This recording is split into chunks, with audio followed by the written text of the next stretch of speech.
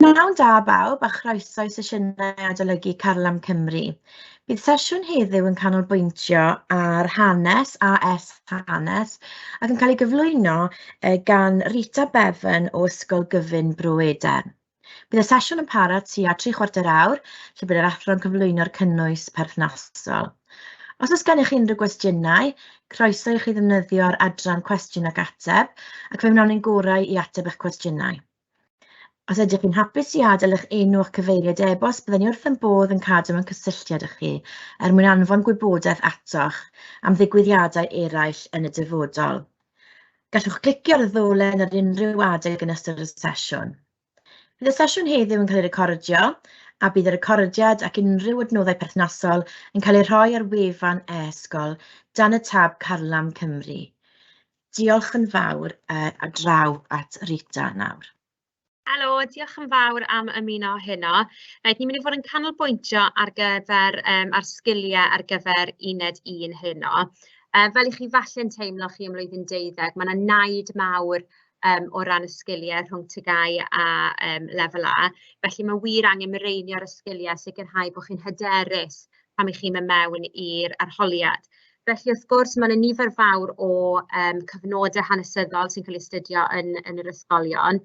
I ni Bro Eden yn astudio yr uned tuduriaid, ond wrth gwrs y sgiliau ni'n canolbwyntio arni, felly mae gyda ni enghreifftiau o cyfnodau eraill, ond yr sgiliau yn y pen draw sy'n bwysig. Felly, fi wedi dechrau off gyda adnodd i ni'n defnyddio'n aml iawn ym Bro Eden, sef adnodd adolygu. Okay? A mae hwn yn rhywbeth gallwch chi wneud adre, mae'n arfer eitha da i chi wneud o ran yr adolygu adre. Beth yw cysylltiad rhyw unigolyn gyda gwahanol themau sydd yn codi? A beth i fi fel arfer yn annog fy nisgyblion i wneud ydy beth oedd y cysylltiad gyda Harry Seifert gyda'r bonedd, okay? Achos y cysylltiadau sy'n bwysig yn yr uned yma. Nid y rhaid drwy dyfnder eich gwybodaeth chi, ond y themau yn ei gyfanrwy.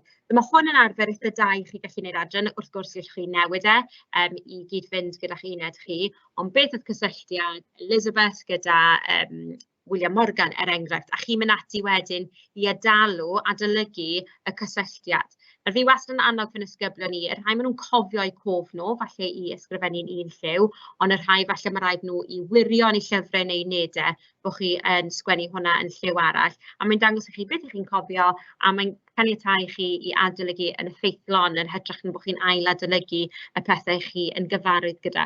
Wrth gwrs, pan fyddwch chi'n derbyn copi o'r cyflwyniad yma, mae modd i chi i mireinio a newid hwn i gyd fynd gyda'ch unedau chi. Okay, felly beth ydy pwrpas y sesiynau adolygu yma? Y prif bethau ydy adalw. Nawr, mae nifer fawr o bobl wedi ymchwilio mewn i adolygu, a mae lot o bobl yn gytun, taw falle chwefror ydy'r adeg perffaith i ddechrau adolygu. Ni ddim eisiau bod mewn sefyllfa lle ni yn adolygu popeth yn gyflym ac yn agos iawn at yr arholiad. Mae adolygu yn gyson, ond yn falle'n llai dwys ar hyd cyfnod hir o amser, llawer fwy effeithiol na adolygu yn agos iawn at yr arholiad. Okay, so adalw gwybodaeth, ni angen adalw tro ar ôl tro. Yn amlwg, mae'n y gyfnod hir o amser yn yr uned tuduriaid, mae'n dros 100 mlynedd i'w hysbysebu. Mae angen adalw a ail-atgoffa'n hunain yn gyson o'r wybodaeth. Technig arholiad yn flaenoriaeth ni athrawon hanes. Yn amlwg, gallwch chi wybod popeth am ferch y tuduriaid, ond os nad chi'n amgyfrwydd gyda'r technig arholiad, newch chi ddim llwyddo i ennill y graddau. Okay? Mae ymarfer yn teimlo falle yn faich mawr yn enwedig gyda uned 1 sydd yn gwestiwn traethodau. Di methu ymarfer falle'r cwestiynau bach o reidrwydd, ond mae ymarfer a mae creu cynlluniau traethawd mor bwysig ar gyfer sicrhau bod chi yn gwella. Felly, dyma ydy'r cwynion fi'n derbyn wrth fy nisgyblion ni. Mae'r cynnwys mor drwm, mae'n gymaint i adolygu, dysgu popeth rhwng 1485 a 1603. Wel, wrth gwrs, mae'n uned hir, ond mae uned 1 yn gyfnod, ni'n adolygu'r cyfnod cyfan. Yn uned 2, falle gyda'ch athrawon uned 2, chi'n adolygu cyfnod llai, ond mae'n gymaint o ddyfnder. Okay? Ond fan hyn, chi'n adnabod y themau, a mae hwnna'n bwysig ar gyfer deall yr uned hon. Ni'n edrych ar cyfnod cyfan, neu teyrnasiad cyfan, neu arweinydd cyfan, okay? A ni'n adnabod themau. A mae hwnna'n gallu bod yn rhywbeth eitha heriol i ddisgyblion lefel A, achos wrth gwrs yn TGAU ni yn sicrhau bod chi'n dysgu'r manylion. Ond fan hyn ni'n gofyn i chi bron iawn camu nôl a edrych ar patrymau. Falle'r fath o bethau wnaethoch chi gyda 1-3 yn TGAU gyda gosod achos neu'n meddygyniaeth. Camu nôl a bron iawn edrych ar y cyfnod cyfan a adnabod, wel, dyma beth oedd yn digwydd yn y cyfnod yma neu'r teyrnasiad yma, a wedyn sut mae hwnna'n newid a parhau. Rhywbeth prif ffocws ydy'r 4 yma. Okay? A mae angen i chi wir ymgyfarwyddo gyda beth maen nhw'n meddwl. A falle ddau ar draws fan hyn, wel, mae hwnna'n amlwg newid ydy pan mae pethau'n newid. Wel, wrth gwrs, ond mae angen i ni sicrhau bod ni wir yn deall y prif testunau yma. So, achos a chynlyniad, newid a parhad, tebygrwydd a gwahaniaeth, a arwyddocâd a phwysigrwydd. Achos a chynlyniad, wel, achos ydy beth oedd wedi arwain i fyny at y digwyddiad, y reswm tu ôl i'r digwyddiad. Wrth gwrs, i ni fel haneswyr, okay, os ni'n edrych ar rhywbeth fel Hitler yn dod i bŵer, ni ddim yn dechrau ar Hitler yn dod i bŵer, mae rhaid i ni weld beth sydd wedi arwain i fyny at hynny. Dyna ydy'r cyd-destun yn dyfe. A wedyn y canlyniad ydy beth ddigwyddodd ar ôl y digwyddiad, effaith y digwyddiad. A mae rhaid i ni drio, mae hwn yn anodd gyda cyfyngder amser, a mae rhaid i ni drio ystyried y canlyniad y tymor byr a hir dymor. Maen nhw'n wahanol, mae gwahanol ffocws iddyn nhw. So enghraifft falle cyfoes ydy'r digwyddiad, ydy Cymru yn chwarae nghwpan y byd yn ta. Yr achos ydy bod pan nath ni gyrraedd yna, beth ddigwyddodd just cyn hynny, bod nath Cymru ennill Ukraine yn Mehefin 1-0, fi'n gobeithio bod hwnna'n gywir. A wedyn y canlyniad ydy Cymru yn teithio gyda chwarae cwpan falle canlyniadau hir dymor, bod yn rhoi Cymru yn y map, pobl ar draws y byd, yn deall bod Cymru yn wlad gwahanol i Lloegr ac yn y blaen, wrth yn meddwl am y canlyniadau. So, o ran yr uned yma, ydy newid a pharhad wedyn. So, newid, a fi'n gwybod falle bod hwnna'n yn amlwg, sut mae themau neu polisïau yn newid dros amser. A wedyn parhad ydy sut mae'r themau yn aros yr un peth dros amser. So, eto, enghraifft cyfoes i chi fan hyn, addysg, falle yw'r thema, newid, mae pynciau poblogaeth yn newid dros amser, lot o ddisgyblion nawr yn astudio pynciau megis cymdeithaseg, troseddeg, STEM falle, ond y parhad ydy, mae'r un dull yn gyffredinol yn cael ei ddefnyddio i asesu disgyblion, o hwnna wedi mwy na lai aros yr un peth dros amser. Does dim lot o newid yn sut ni'n asesu pan o'n ni yn ddisgybl lefel A. A mae pwyslais yn cael ei roi ar arholiadau a gwaith cwrs mwyn asesu'r disgyblion. Mae hwnna'n barhad dros amser. Parhau. Mae parhad falle'n swnio'n eitha ffansi, ond parhau aros yr un peth dros amser. Falle enghraifft o fewn y gwersi hanes, bysau polisïau crefyddol yr enghraifft, so newid mawr rhwng teyrnasiad Edward y Chweched a Mari y Penta, bron yn gwrthgyferbyniol o ran ei polisïau crefyddol, ond y parhad ydy os ni'n edrych dros y cyfnod cyfan, ni'n gweld parhad ym polisïau Elizabeth ac Edward, wrth i ddychwelyd nôl i ddefnyddio'r llyfrau gweddi, Edward y Chweched, penodi hun yn llywodraethwraig ar yr eglwys, Edward yn bennydd ar yr eglwys, ond dal tynnu yr pab i ffwrdd fel y pennydd yr eglwys fel fath Mari. So mae'r parhad yna dal i fodoli yn hir dymor. Tebygrwydd a gwahaniaeth, mae hwn yn un digon syml.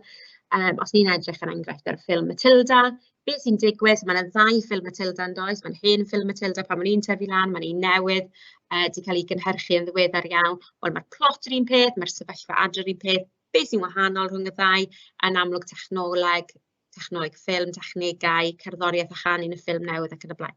Felly adnabod beth sy'n debyg a gwahanol. A fi'n teimlo bod ni wedi ffocysu ar hynny lot yn TGAU, so dyle bod hwnna'n rhywbeth eitha hawdd i chi gallu adnabod.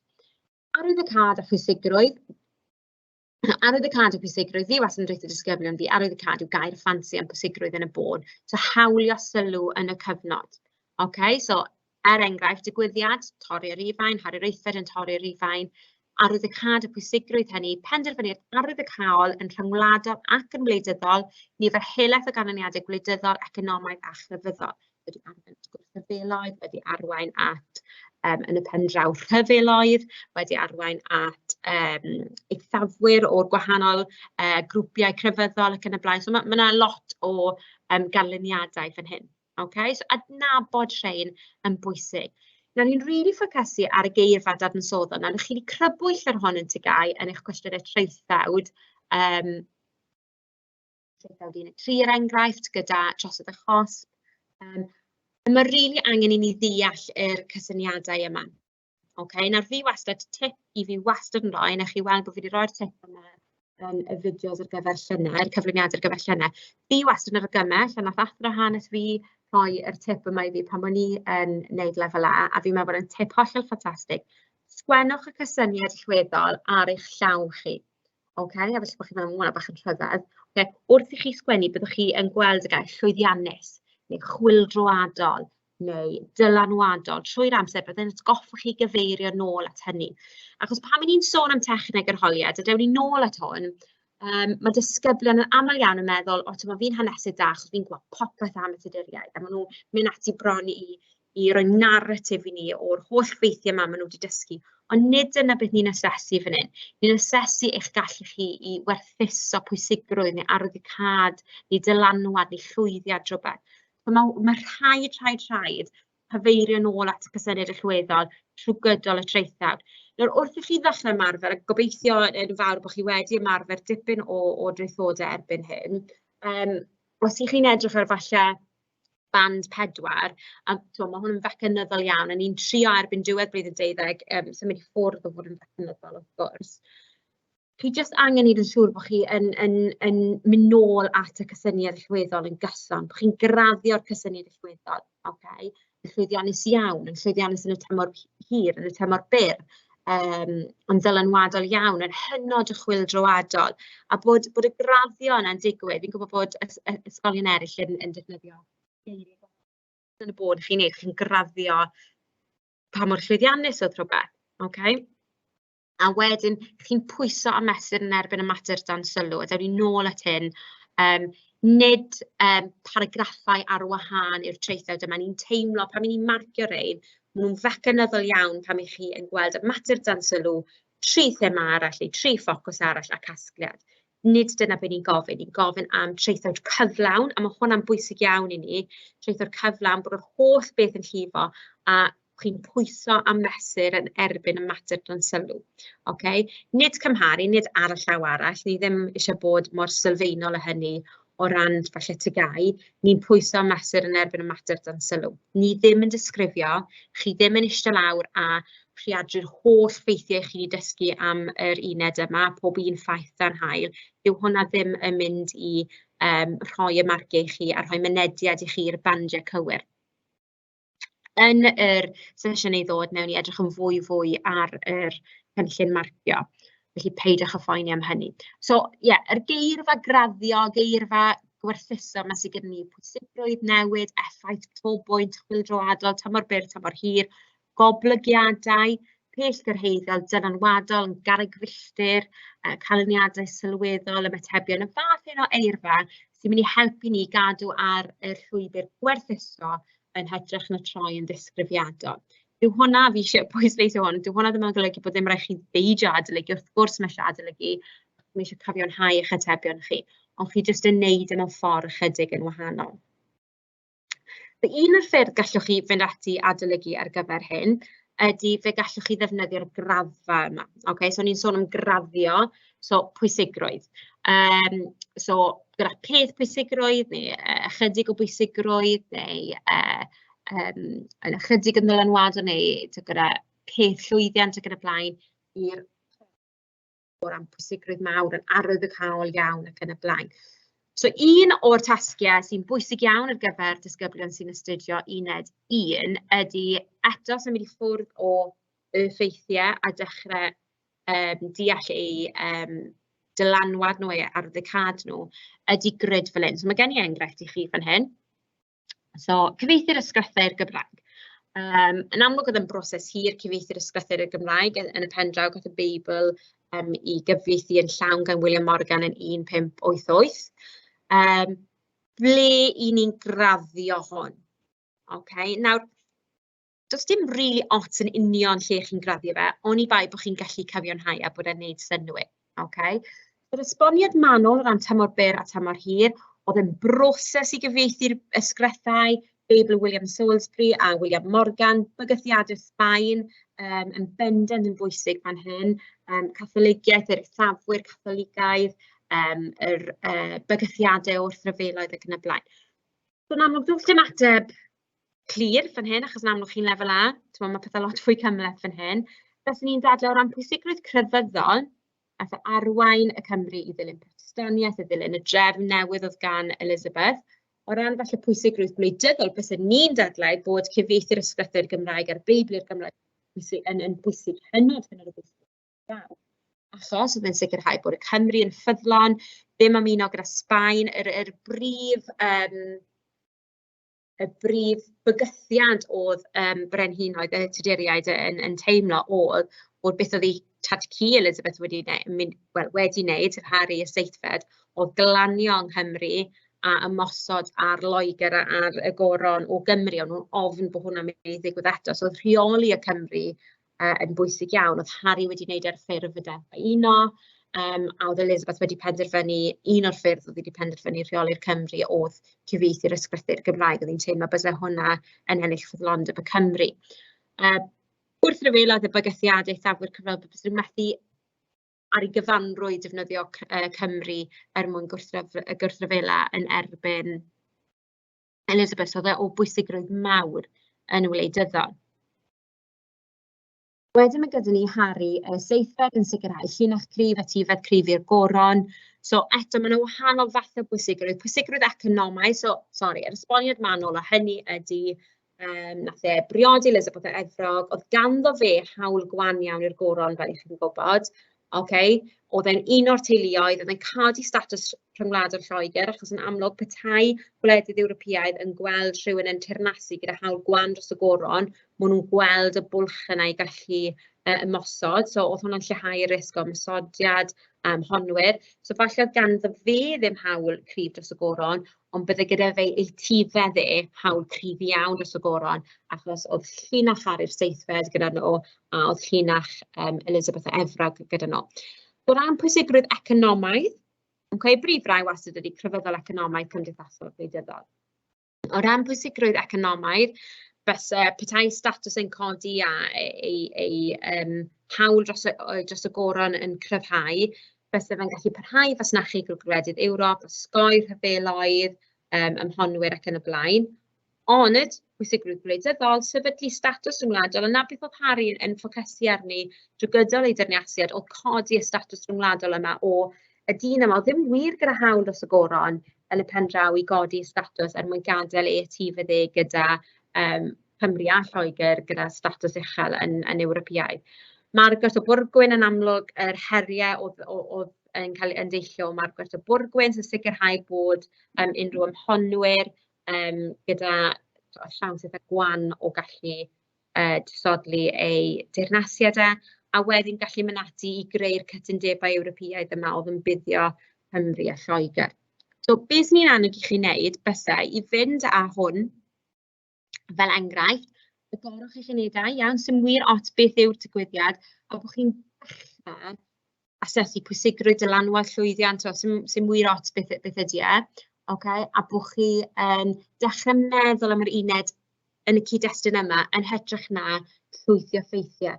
Achos blwyddyn ar ôl blwyddyn, dyn ni'n gweld enghreifftiau yn bendant o disgyblion sydd jyst wir ddim wedi deall taw nid yr asesiad ydy faint o ffeithiau chi'n gwybod am ddigwyddiad penodol neu brenin penodol neu polisi penodol. Yr asesiad ydy'r gwerthusiad, a mae mor bwysig bod chi'n gallu gwahaniaethu rhwng hynny. Wedyn, mae yna cwestiwn adran A a adran B. Mae nhw'n wahanol oherwydd. Mae cwestiwn adran A yn ymdrin â cyfnod chronolegol byrrach. So mae disgwyl bod chi'n dangos chydig mwy o ddyfnder yn y ffactorau i chi yn trafod. A mae adran B fel arfer yn edrych ar cyfnod mwy o amser. So, enghraifft yn uned y Tuduriaid, fe allwch chi fod yn edrych ar cyfnod, os chi'n edrych ar crefydd yr enghraifft y thema, bosib gallwch chi gael o Harry'r Wythfed tan Elizabeth, sy'n gyfnod mawr o amser. A mae hwn weithiau yn fwy heriol na falle adran A, achos eto, yn tygau ni bron iawn wedi hyfforddi chi edrych ar y fanylion, a nawr ni'n gofyn i chi gamu nôl. A byswn ni'n dadlau bod adolygu a cynllunio traethawd ar gyfer adran B yn fwy pwysig. Achos mae yn rhywbeth falle sydd ddim mor naturiol i ni fel haneswyr yn enwedig ar ôl y cwrs tygau. So mae angen adnabod, fydd yr prif ffactorau yn ymddangos yn adran A a adran B.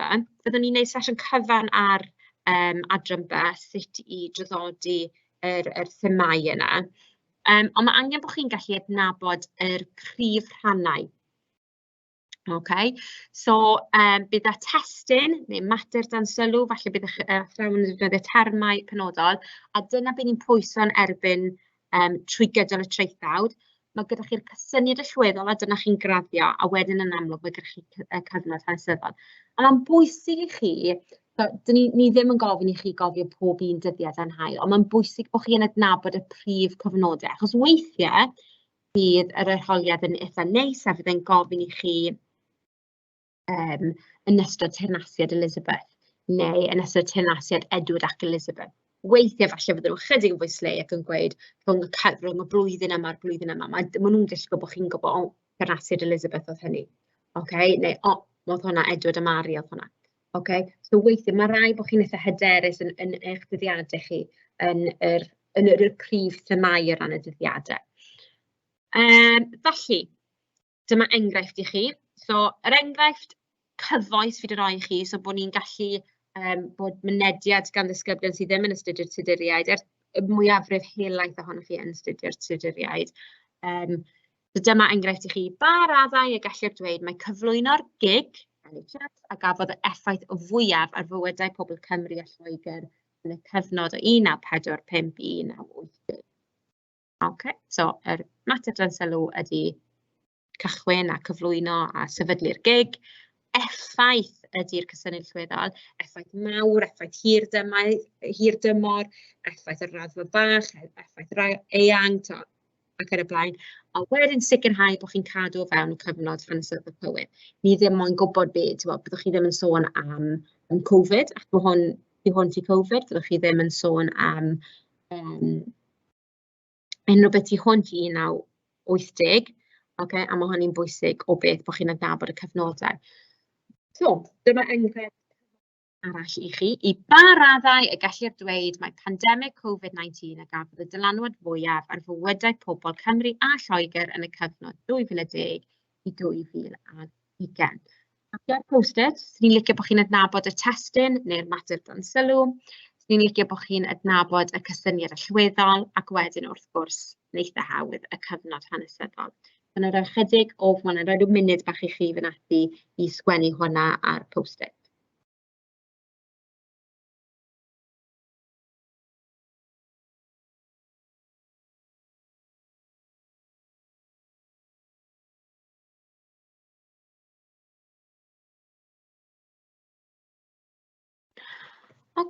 Reit, yr atebion.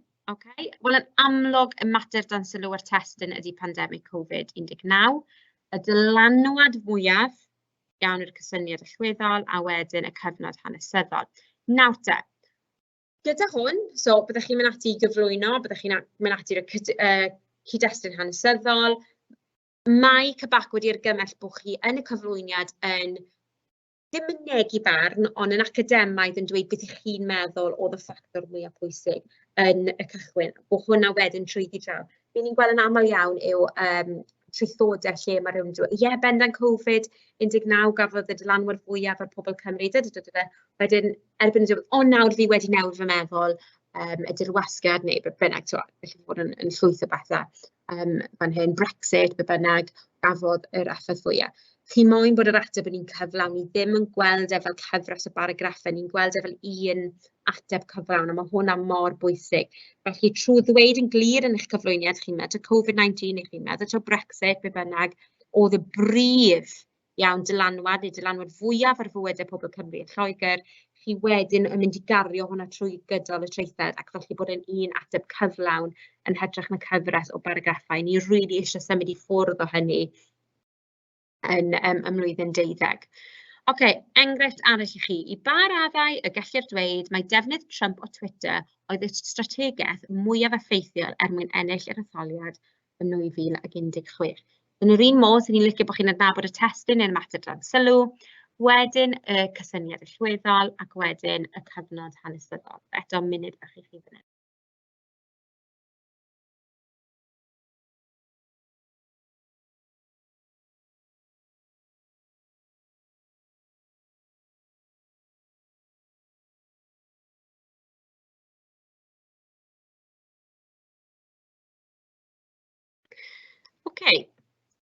Ie, wrth gwrs, y testyn a'r mater dan sylw ydy defnydd Trump o Twitter. Y cysyniad allweddol ydy'r strategaeth mwyaf effeithiol. Ac wedyn, y cyfnod hanesyddol ydy 2016. Gallech chi ddod mewn a ffactorau o ran cyfoeth Twitter, y Trump, gallech chi ddod mewn a ffactorau o ran apelio i grwpiau penodol yn America, ond y mater dan sylw yn un pwyso mesur yn erbyn y mater dan sylw yna drwy gydol yr traethawd. Dyma cwbl mwy o enghreifftiau cyfoes fan hyn. Fi ddim yn mynd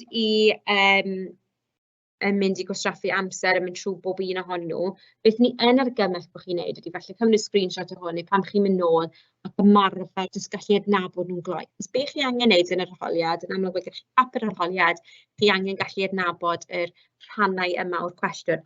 Weithiau, fel cwestiwn i 3, mae'n ddatganiad arweinyddiaeth gwael yn bennaf gyfrifol am holl farwolaethau yn yr rhyfel byd cyntaf. Dyma hwnna falle yn fwy heriol. So'r cyfnod hanesyddol yn amlwg ydy'r rhyfel byd cyntaf.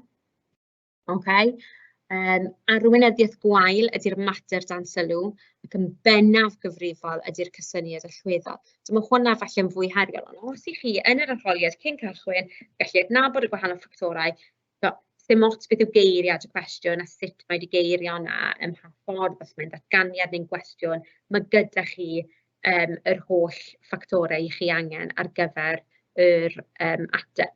A mae yn lleihau'r straen mewn gwirionedd, achos siŵr o fod yn eich dosbarthiadau ai rhywbeth oedd yn bennaf gyfrifol neu i ba raddau ydy'r prif enghreifftiau newch chi ddefnyddio.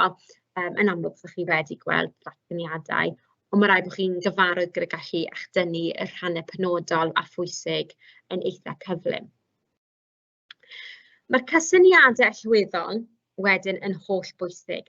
Dyma yw'r peth fi'n argymell i chi sgwennu ar eich llaw chi. So mae na enghreifftiau fan hyn. So unwaith eto, fi'n mynd i rhoi rhyw funud i chi fynd trwyddo nhw. Ac jyst adnabod y cysyniad allweddol. So i ba raddau rydych chi'n cytuno bod llywodraethau'r cyfnod o 1916 i 1939 wedi llwyddo ar y cyfan i ddelio â sialensau cymdeithasol oedd yn ei wynebu. Mae'r ein oll yn gwestiynau o gwahanol unedau gellir ei astudio ym mlwyddyn 20, ond mae eto'n arfer rili da i chi gallu adnabod o fewn cwestiynau chi ddim yn astudio, bod e'n rili amlwg i chi os chi'n gallu adnabod nhw'n gyflym. I ba raddau rydych chi'n cytuno mae cwynion rhyfeddol oedd yn bennaf cyfrifol am achosi gwrthryfeloedd yn y cyfnod o 1536 i 1554. I ba raddau rydych chi'n cytuno mae diffygion yn y system etholiadol oedd yn bennaf gyfrifol am galwadau am ddiwygio'r Senedd yn y cyfnod 1793 i 1832. I ba raddau gellir dweud mae terfysgoedd Beca oedd yn mudiad protest mwyaf effeithiol i bobl yn y cyfnod o 1830 i 1848. A i ba raddau gellir dweud mae cyflwyno'r gig a gafodd yr effaith fwyaf ar fywydau pobl Cymru a Lloegr yn y cyfnod 1945 i 1980. Mae bob un o'r ein yn unedau gwahanol o fewn uned 1 blwyddyn 12, so ewch ati geisio adnabod jyst y cysyniad allweddol.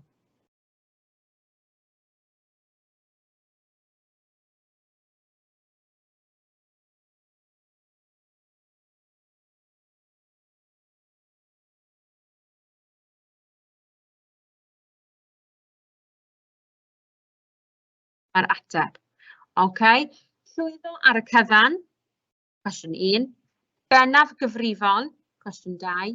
Bennaf gyfrifol, cwestiwn 3. Mwyaf effeithiol, a wedyn yr effaith fwyaf. Nawr gallai mwy na lai unrhyw cwestiwn cael ei roi mewn i ddefnyddio'r cysyniadau allweddol yma.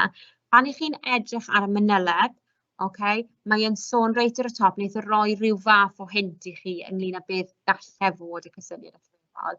Er enghraifft gael Harry Seithfed, bydden nhw'n sôn am rhywbeth llwyddiant neu methiant, gyda crefydd neu gyda hanner wythfed, falle pa mor chwyldroadol ydy benderfyniadau fe, ac yn y blaen. So mae yna hints a tips i chi ar y manyleb ynglyn â pa cysyniad allweddol falle bysau'n codi, achos mae rai falle ddim o reidrwydd yn gwneud synwyr mewn cyd-destun gwahanol. Gyda'r cynllun marcio, mae'r ymateb yn canolbwyntio yn llawn ar yr union gysyniad allweddol yn y cwestiwn ysodwyd ac yn ymdrin â holl gyfnod yn sylw. Mae cynnig trafodaeth glir ac argyhoeddiadol am y prif ddatblygiadau cynllunio barn wedi'i chyfiawnu mewn traethawd eglur a chwbl gydlynol. Pam ni'n sôn am argyhoeddiadol, fi esbonio hwn i fy ddisgyblion ni ydy, bod fi'n teimlo weithiau fi'n darllen traethodau, fi'n teimlo, maen nhw wedi gweud taw polisi unffurfiaeth Elizabeth oedd ei brif newid crefyddol hi, ond dyw hwnna ddim yn rhedeg trwy'r traethawd. Mae angen bod fi bron iawn bod chi'n neud i fi cytuno gyda chi erbyn diwedd. Fi'n darllen traethawd yma, ti'n meddwl be, mae disgybl yma, Bob o Gaerfyrddin wedi dweud taw'r polisi unffurfiaeth oedd y brif peth. A fi'n cytuno, maen nhw wedi graddio'r cysyniad allweddol, maen nhw wedi cyflwyno lot fawr o rhesymau, a fi'n cytuno, so bod chi'n argyhoeddiadol, bod chi ddim yn eistedd ar y ffens, bod chi ddim yn gallu fod yn hwn, ond gallu fod yn hwn, bod chi'n wir yn argyhoeddiadol yn eich ateb chi. Bod chi yn trafod y cysyniad allweddol trwy gydol yr traethawd. Arfer da iawn pan mae'n dod at ymarfer. Chi bron iawn yn treinio chi'n hyfforddi chi'n i ateb y cwestiwn traethawd yma. So arfer da iawn i chi wneud fan hyn ydy sgwennu traethawd i'ch athro. Fi newydd gosod traethawd i fynd a bod nhw'n mynd nôl. Maen nhw wastad yn mynd nôl, a'r dau peth maen nhw'n uwchleuo bob un tro ydy'r mater dan sylw, achos mae eisiau pwysau mesur yn erbyn hwnna trwy gydol y traethawd. So dylai bod chi'n cyfeirio at y mater dan sylw gydol y traethawd a'r cysyniad allweddol. Weithiau neu ofyn am lliw arall os maen nhw wedi graddio'r cysyniad yna. Os ych chi'n gweld yn eich traethawd chi, bod chi ond yn sôn am y cysyniad allweddol yn y cyflwyniad a falle'r paragraff cyntaf a'r casgliad, dydy chi ddim yn canolbwyntio'n llawn ar y cysyniad allweddol, ac felly dos dim gyda chi mynediad at y bandiau uwch. Mae'n glir iawn yn y bandiau, so os chi ddim yn gwneud hyn, chi'n gorfod aros yn band 4. Does dim gyda chi, neu band 3 hyd yn oed, does dim gyda chi mynediad i'r bandiau uwch. So mae'r cysyniad allweddol yn holl bwysig, a mae graddio'r cysyniad allweddol hynny. Dwi'n siŵr bod gwahanol athrawon yn defnyddio esboniadau gwahanol o hynny, ond ni wedi bod dros hynny o ran ydy'n ddylanwadol iawn, neu yn ddylanwadol y grŵp bach o bobl, neu'n hir dymor byr ac yn y blaen. Cyfnod hanesyddol, Nawr, fi ddim eisiau ffocysu gormod ar hyn, mae'n bwysig bod chi'n defnyddio'r holl gyfnod os yn bosib. Nawr, dyw hwnna ddim yn reidrwydd yn meddwl mae rhaid i chi wneud 1 pwynt o bob 10. Dyma be ni'n meddwl pan ni'n edrych ar y cyfnod yn thematig, sy'n wahanol iawn. So dyw e ddim o reidrwydd bod chi angen gwybod rhywbeth am y 20au, wedyn y 30au, wedyn y 40au, achos yna fi ddim yn cyfro yr holl gyfnod. Chi angen ei siŵr bod y themau. Be ni ddim eisiau, os mae gennych chi cwestiwn 1485 tan 1653, bod chi ond yn sôn am Harri'r Seithfed a Harri'r Wythfed. Mae eisiau gwneud siŵr bod yr cyfnod cyfan yn cael ei drafod a'i werthuso. Ond eto, dwi ddim yn meddwl bod rhaid i chi gynnwys rhywbeth o bob 10, dwi ddim mor sylfaenol o hynny. Mae rhaid chi fynegu barn, a ni'n aros i ffwrdd yn lefel A o yn fy marn ni, ni'n trial mynegu barn mewn ffordd lot yn fwy academaidd. So mae'n glir i ddweud, os ygon i bai, does dim modd dadlau, a chi'n cynnig hynny mewn ffordd academaidd hanesyddol. A byddwch chi siŵr o fod wedi ymarfer hwnna gyda'ch athro, a byddwch chi siŵr o fod gobeithio wedi gweld lot fawr o enghreifftiau o'r bandiau uwch. Byddai'n rhannu cwpl o enghreifftiau gyda chi yn y sesiynau i ddod o gwahanol unedau ac yn y blaen. Cefnogi'r barn neu'r trafodaeth yma gyda ffeithiau a cyd-destun hanesyddol. Y cyfleon cychwyn, dyna ni'n sôn o ran bod chi ddim yn newid eich meddwl chi'n hanner o'r cwestiwn, a mae'n digwydd yn amlach na chi'n meddwl. falle bod chi'n eistedd yna meddwl, wel wrth gwrs, na i ddim newid fy meddwl yn ystod yr treithawd, mae pobl yn gwneud pethau rhyfedd dan y mod arholiad. So, os ych chi wedi ymarfer a hyfforddi chi'n i neu ateb cyflawn trwy gydol y treithawd, mae yna llai o debygrwydd wneith hwnna digwydd dan y mod arholiad. Barn cytbwys a treithawd dadansoddol. Felly, o'n i jyst eisiau rhannu cwbl o ffyrdd effeithiol o adalw ac adolygu. Okay? Ni wedi bod trwy'r technegau pwysig yma, newn ni barhau i ddatblygu rhain, yn enwedig adran bych, mae adran bych yn gallu fod yn heriol. Okay? Ond dyma ffyrdd eitha hawdd i chi adolygu. So, wrth gwrs, pan gewch chi gopi o'r cyflwyniad yma, mae croeso mawr i chi i addasu fe. Google Slides, file make a copy, a gallwch chi addasu fe ar eich cyfer chi. Okay? So, un ffyrdd, ffordd rili hawdd o wneud hyn, ydy bod chi'n rhoi llun a gair, a mae rhaid i chi adnabod y cysylltiad rhwngddyn nhw. Mae gen i llun fan hyn o eglwys, mae gen i rhifain, Harry yn penodi hun yn benneth ar yr eglwys ac yn torri o rhifain ac yn y blaen ac yn y blaen. Mae gen ni ffiniau neu siap Sbaen fyna y rhyfel, lle ni sôn am Elizabeth a y bygythiad Catholig o Sbaen yn ystod ei thirnasiad hi. Fe gallech chi sôn am falle Mari, yr bygythiad yna o sgoi rhyfel gyda'i phriodas hi ac yn y blaen. Cromwell, beth oedd roedd Cromwell yng Nghymru fyna, a wedyn Harri Rwythfed yw hwnna, a Peneth yr Eglwys eto. Trio ffeindio mas y cysylltiadau yma. Nawr, creu'r adnoddau yma, trwy creu'r adnoddau yma chi'n adolygu, ond wedyn wrth i chi ail ymweld nhw falle cwbl o ddyddiau yn ddiweddarach, heb eich unedau chi wedyn yn mynd ati adalw ac adolygu. Okay, so mae yna atebion fan hyn, torri ar rifain, Wolseley, chwyldroadol newydd, wedi selio ar y persiant cywir cyfoeth treth y galwyr, lle oedd yn cadw un syllt ac yn y blaen nôl o'r incwm. Wolseley Lloegr a Sbaen, ond nes i roi enghraifft i chi fyna o Elizabeth, so mae hwnna yn hollol gywir hefyd. Cromwell y deddfa uno, problem Cymru'n pwys yn drwm o'r Cromwell, penododd i'r e-sgol Rowland Lee yn lywydd cyngor Cymru a Gorau, Harri Rwythfed yn sefydlu benneth ar yr eglwys. Arfer rili da fyna o adolygu. Okay? A fi'n credu bod jyst digon o amser gyda ni i edrych ar ateb. Okay? So, dyma i chi cwestiwn, fi'n eitha siŵr oedd hwnna'n gwestiwn arholiad yn y gorffennol oedd, y bygythiad oddi wrth y bonedd a brif sialens oedd yn wynebu Harri'r Seithfed wrth i ddysbrydlu llinach y Tuduriaid yn cyfnod 1485-1509. Nawr, dyw hwn ddim yn ateb perffaith o bell ffordd, ond ni'n mynd i fynd ati i edrych ar gwahanol agweddau yr treithawd yma. Un trap fel petai yma, nifer o ddisgyblion blwyddyn 12 yn dueddol o wneud ydy maen nhw yn buddsoddi a clusnodi gormod ar amser i'r cyflwyniad. Mae cyflwyniad yn bwysig, mae'n gosod sail ar gyfer eich treithawd chi, ond dyw'r marciau mawr ddim yn bodoli o fewn y cyflwyniad. A eto, dyn ni wedi gweld tro ar ôl tro, blwyddyn ar ôl blwyddyn, bod fi'n siŵr pob un athro hanes yn pregethu i beidio wneud, a pobl yn clusnodi gormod o amser i'r cyflwyniad, a falle'r mater dan sylw, a wedyn maen nhw'n colli amser gwerthfawr iawn i gallu gwerthuso y mater dan sylw a'r cysyniad allweddol. Felly, fyswn ni'n dadlau bod yr cyflwyniad yma'n rhifyr, ond be maen nhw'n wneud, maen nhw yn adnabod y cyfnod, so rhwng y cyfnod 1485 a 1519, oedd Harri wedi gwynebu nifer o sialensau neu heriau wrth iddo geisio sicrhau i le'r orsedd a sefydlu llinach y Tuduriaid. Wedyn mae'r unigolyn yma yn mynd mlaen i ehangu ar eu cyd-destun hanesyddol. Roedd bonedd gorbwerus yn sicr yn fygythu'r amlwg yn ystod yr unasiad. Fodd bynnag, roedd bygythiadau hefyd gan yr ymhonwyr a bygythiadau o'r esgiad Catholig. Fodd bynnag, roedd yn allweddol i reoli'r bonedd i sefydlu o'r chafiaeth.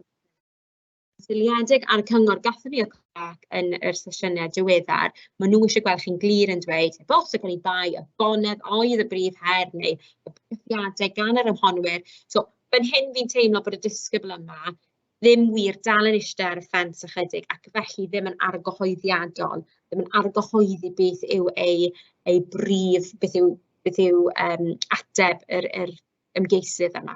Okay? So mae eisiau yn glir yn y cyflwyniad, yn syliedig ar y cyngor gan Quebec, bod nhw yn dweud yn glir beth ydy safbwynt y disgybl yma ar y cwestiwn. Okay? Wedi bod nhw'n mynd mewn i drafod y bonedd, okay? Yn enwedig ar ôl brad y teulu Stanley yn Bosworth. Gwnaeth Harri'r seithfed ymddwyn yn ddidostir y hyfryd camau rhagofalus i leihau grym Pendifigion. Roedd y ffaith iddo lwyddo i ddisodli'r orsedd yn 1485 yn rhybudd iddo oherwydd roedd yn ymwybodol o'r ffaith y gallai hyn ddefnyddio. Yn ddangos sut roedd hyn yn fygythiad arwydd y cael, okay, yn dechrau mynd ati i sôn am maint y bygythiad yw sefyllfa fregus. Mae reolaeth yr bonedd yn cael ei gweld aml fel un o'i brif lwyddiannau ethwysio fel rheolwr. Er bod y Pendifigion yn fygythiad mawr ar hyd y dernasiad, nid oedd yn fodlon meddwl y gweithaf am rhai oedd wedi ymunau achos yn ystod teyrnasiad rhydydd, ac arweiniodd hyn at rywfaint o hirlligrwydd ymhlith cyfnogwyr a dicter ymhlith y rhai nad oedd yn rhan o'r grŵp hyn. Gellir dadlau y byddai'r agwedd heirllig hon wedi gallu dod yn broblem difrifol i Harri'r seithfed, ac roedd hyn yn sialens fawr. Ymhellach, yn sicr a fyddai polisïau llym a fabwysiadwyd yn 1552 wedi achosi gwrthryfel ymhlith bonedd petai heb farw. Mae hyn yn dangos sut roedd bygythiad y Pendifigion hyn oedd ar ddiwedd ei dyrnasiad dal i fod yn sialens fawr i Harri o ran sefydlu llinach y Tuduriaid a pharhaodd y bygythiad y Pendifigion yn ystod teyrnasiad Harri'r wythfed.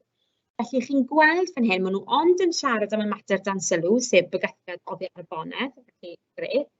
Ond ti'n gweld fan hyn, maen nhw'n dechrau gwerthuso yr cysyniad allweddol yng nghyd-destun y mater dan sylw. Nawr, fi'n mwy na hapus i rannu hwn gyda chi, felly chi fynd mlaen i edrych ar gweddill yr ateb, okay?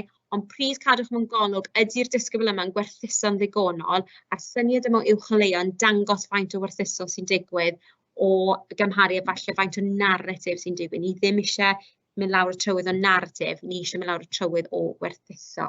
Dwi'n credu dyna'r oll sydd gyda ni heno o ran amser.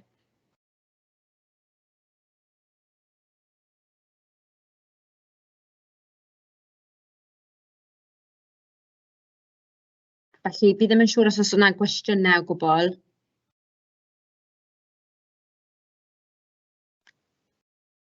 Na, na gymryd bod na ddim gwestiynau. Felly, diolch yn fawr i chi am ymuno. Newn ni parhau gyda'r sgiliau yn y sesiynau yma. Fel o'n i'n sôn, na sesiynau o'r blynyddoedd cynt sy'n ffocysu mwy ar cynnwys ac yn y blaen, ond mae'r sesiynau yma mi'n ffocysu mwy ar y sgiliau traethawd, y mireinio'r sgiliau traethawd yma. Felly, diolch yn fawr i chi am ymuno. Na i jyst aros